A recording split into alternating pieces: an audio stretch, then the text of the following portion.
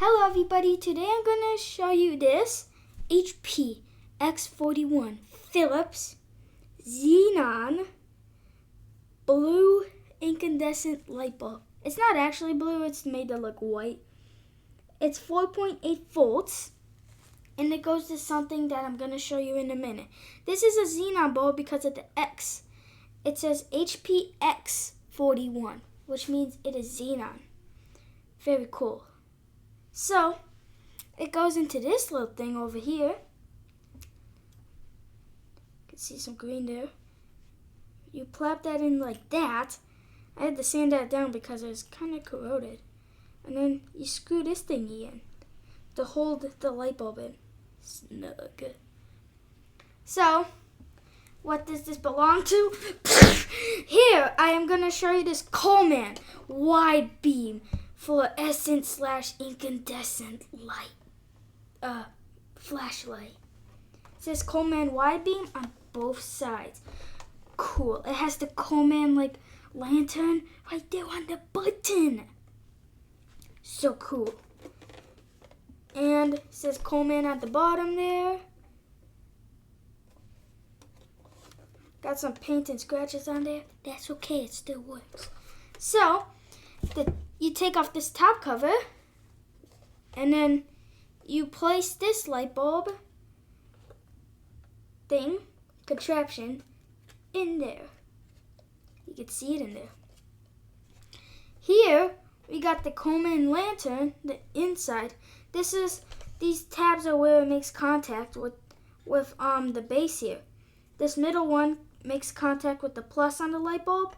This side one makes contact with this, disc here, which makes contact with the side of the light bulb, which is minus. Cool. So, as you can see on the inside, it's kind of a corrosion disaster. I had to open this thing up with my grandpa. Look at that green. And you could see it's leaked down this side here. Ugh. You could see in there, it's I had to fix the tab because when I was sanding it, it just was sanding away the metal until there was barely anything left. So I had to use some solder. And it was a disaster. The batteries were completely destroyed and exploded basically. So I cleaned it up. Lots of sanding, lots of metal dust, lots of solder, not that much soldering. But I had to take this whole thing apart, which was a pain. But it's all done now. And you can see on the side there's the battery positioning sticker. So I can position these batteries into there. It takes 4D batteries, so it's pretty heavy. We're going to plop that one in. Plop that one in. Plop that one in.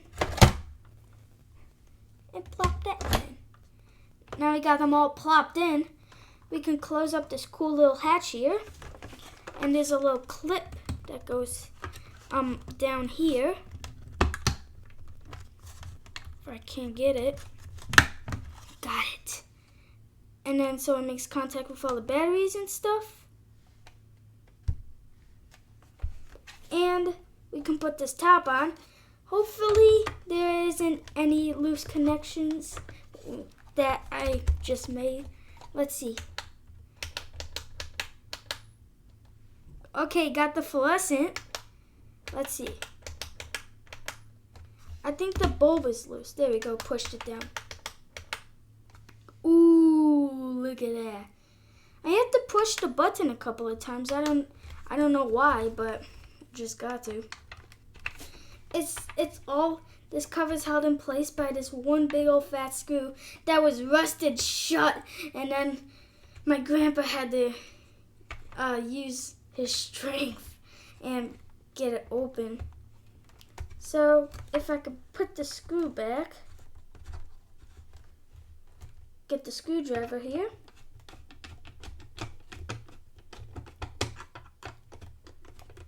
Oh, it's barely going in there the right way. Oh, there we go.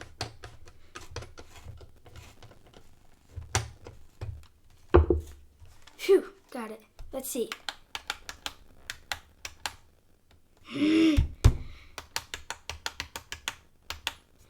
See, I'm having so much trouble with this. It's not making good connection with the light bulb there. Oh, got it, finally.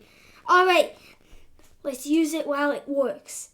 So, it's very bright. This is the light bulb I found it. This is the light bulb that it came with when I found it at the thrift store underneath a pile of junk. And I don't know if it's the original bulb. It might actually be, but I don't know because it says 4.8 volt on the side of the light bulb, but 6 volt is going into there. So it's kind of making it pretty bright and kind of overwhelming the light bulb. You can see on the ceiling, even with the lights are on, it's very bright. And we got the fluorescent, 7-watt fluorescent. It gives off a great light, like lights up my whole workbench here nicely. It is pretty heavy with all those D batteries. So in order to change out the light bulb, you gotta pull this up, this tab that's kind of rusty, and got it. So it takes a 7-watt 6500K daylight light bulb. Look at that reflector. That is a beautiful reflector. Nice cover. Look at this. Like, it has some scratches, but that's kind of what you expect on a plastic cover for fluorescent light bulbs. Got it. So, I really hope you enjoyed this video of this Coleman WideBeam fluorescent plus incandescent flashlight that is pretty heavy, and yeah, that I had to repair. And thanks for watching. Got the incandescent there. Incandescent first.